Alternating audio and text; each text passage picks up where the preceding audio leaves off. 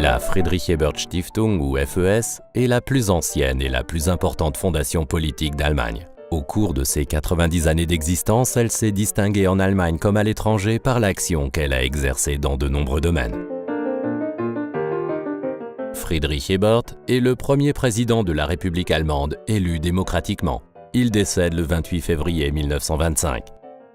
Les dispositions testamentaires de ce fervent social-démocrate prévoient la création d'une fondation dont l'objectif est de permettre l'accès d'enfants et de jeunes issus de la classe ouvrière à l'école et l'université.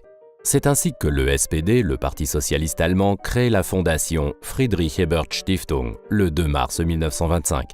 Elle consacre aussitôt son soutien aux enfants du milieu ouvrier. Dès la première année, 54 élèves bénéficient de son aide.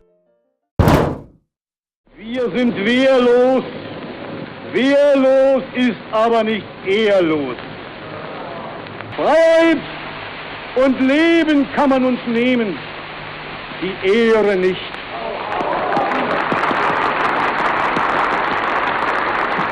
Dans l'après-guerre, le SPD renoue avec l'allocation de bourse d'études par l'intermédiaire de la FES dès 1947. En 1954, la fondation se réinvente pour créer l'association à but non lucratif Friedrich-Ebert-Stiftung zur Förderung demokratischer Volkserziehung, EV, visant à promouvoir l'éducation démocratique populaire. 2 ans plus tard, le président Theodor Heuss inaugure la première université populaire en Allemagne. Depuis, des milliers de cours réunissant plusieurs milliers de participants ont été organisés dans différents établissements. Le directeur de la fondation Günther Grunwald transforme la FES en une institution dédiée à l'éducation politique à l'échelle de toute l'Allemagne. La fondation se spécialise ainsi dans le conseil politique.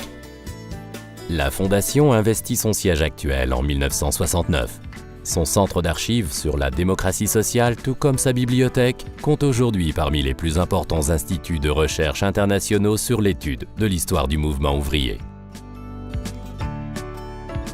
La FES commence à évoluer à l'international dès 1961. Elle effectue des activités de conseil en politique sociale et syndicale. La Fondation participe à des coopérations en matière de recherche et s'engage dans des activités dédiées au soutien de l'économie et des médias.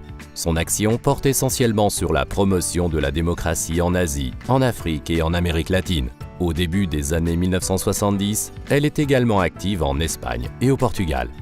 Dans les années 1980, la FES ouvre des bureaux dans les pays industrialisés occidentaux, puis en Europe de l'Est après la fin de la guerre froide.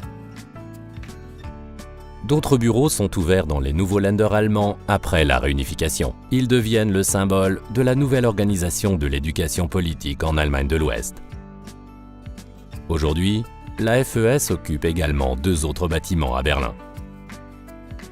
Le travail de la Fondation a beaucoup changé au cours des 25 dernières années, que ce soit au niveau de l'éducation politique, de l'allocation de bourse d'études, de la coopération internationale ou de l'activité de conseil politique.